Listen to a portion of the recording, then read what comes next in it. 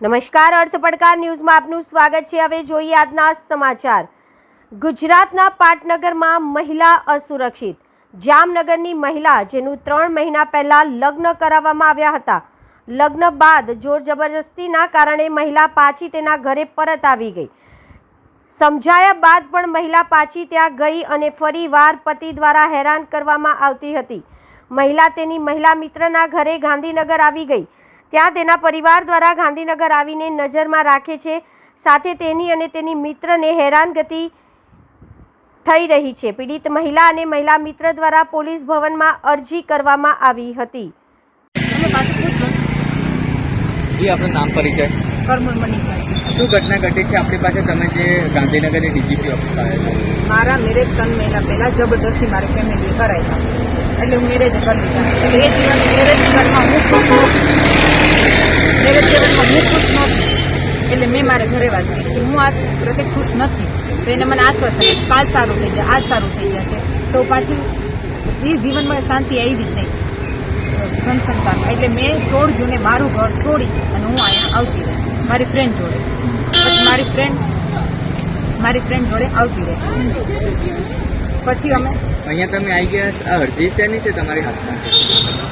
અમારે જીવનો જોખમ છે, એટલે અમે અરજી આપી પારલી પોલીસ સ્ટેશન। કોને વિરુદ્ધ તમારે જીવનો જોખમ છે? મારા ઘરના, મારી ફેમિલી। કોઈનું નામ સ્પષ્ટ હોય તો? હા, રાજ કરમુલ, બત્સી રાવલિયા, કિશન ગોજિયા, જીગર ગોજિયા, એ લોકો અમારે બધે પાછળ પડેલા છે। અત્યારે નજર રાખેલી છે અમારું, અમે ક્યાંય જઈ શકતા નથી અત્યારે એના લીધે। કોઈ છેલ્લા તમે જે 16 તારીખે ઘર મૂકીને એની બાદ તમારી પર હુમલો કરવાનો કોઈ પ્રયાસ થયો હોય એવું કશું બન્યું ના, છે? હુમલો તો નથી થયો, ખાલી આજુબાજુ નજર રાખી છે અમારા વાહન ત્યાં જાય। જી બેન, આપણું નામ પરિચય? મારું નામ ઠાકર સપના પરસોત્તમભાઈ છે। સપનાબેન, તમારી જે ફ્રેન્ડ તમારા ઘરે છેલ્લા અનેક દિવસથી રહે છે, શું આખી ઘટના ઘટી છે? આમાં એવું છે ભાઈ કે એનો મેરેજ 3 મહિના પહેલા જબરદસ્તીથી કરવામાં આવ્યા હતા। એને ટૂંકમાં કહેવાય ને કે 17 તારીખે ઇવેન મારી જોડે સવારે આવ્યા હતા અને એને મને વાત કરેલી કે ભાઈ આવી રીતના મારા મેરેજે જબરદસ્તીથી થયેલા છે અને 3 મહિના મેં ઘર ચલાવવાની ટ્રાય બી કરી છે, છતાં એનું ઘર ન ચાલ્યું। એના પતિ પત્નીની વચ્ચેની વાત છે કે ભાઈ એને જે થયું એના લીધે બેને ત્રાસી જઈને ઘર છોડ્યું છે। હાલ એ બેન છેલ્લા 10 દિવસ થયા કે 15 દિવસથી મારી જોડે છે, બરાબર।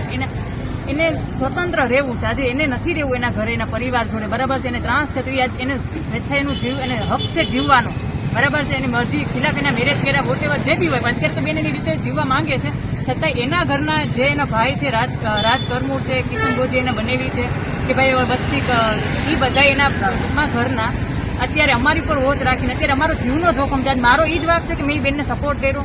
આજે એ બેન મરવા જતા હતા, બરાબર છે। મેં કીધું ભાઈ મરીને કોઈ ફાયદો નહીં, આજે એક વ્યક્તિનો જીવ બચાવવો એ મારા માટે ગુનો બની ગયો છે કે આજ બધા મારી ઉપર જીવનો જોખમ રાખીને બેઠા, આજ બધા મારી ઉપર વોચ રાખીને બેઠા, અમારી બે ઉપર આજે અમે કંઈ બહાર નથી જઈ શકતા, જ્યાં જો એના માણસો આજુબાજુમાં રહે છે।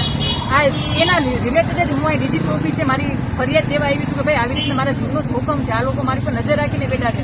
આજ એની છોકરી એના ઘરે જવા નથી માંગતી, એ સ્વેચ્છાએ મારી પાસે એવી છે કે ભાઈ મારે નથી જવું મારા ઘરે, મને ત્રાસ છે, કોઈ મને સમજતું નથી।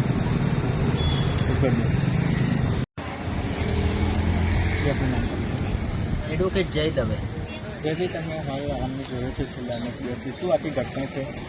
સમગ્ર મામલો જો જોવા જઈએ તો આખી ઘટનામાં મનીષાબેન એમનું ઘર મૂકીને આવેલા છે। એ ઘર મૂકવાનું કારણ એમના હસબન્ડનો ત્રાસ અને એમના હસબન્ડના ત્રાસની ફરિયાદ એમણે એમના માવતર સાથે કરી, તો માવતર તરફથી પણ કોઈ પણ સપોર્ટ ના મળવાના કારણે મનીષાબેને હાલમાં એમના હસબન્ડનું ઘર અને એમના માવતરનું ઘર મૂકી અને સપનાબેન કે જેઓ ગાંધીનગરની અંદર છેલ્લા 3-4 વર્ષથી સરકારી ભરતીની તૈયારી કરી રહ્યા છે એવી એમની મિત્ર સાથે આવીને રહે છે।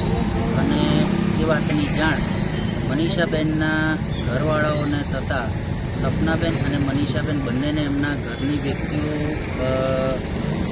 અનઅધિકૃત રીતે શોધી રહી છે અને એ શોધી રહી છે અને એમના ત્રાસથી બંને બહેનો બચવા માગે છે, જેના માટે અમે હાલમાં ગાંધીનગર ડીઆઈજી સાહેબને અને અન્ય લાગતા વળગતા તમામ પોલીસ સ્ટેશનોમાં પણ અમે અરજીઓ આપેલી છે।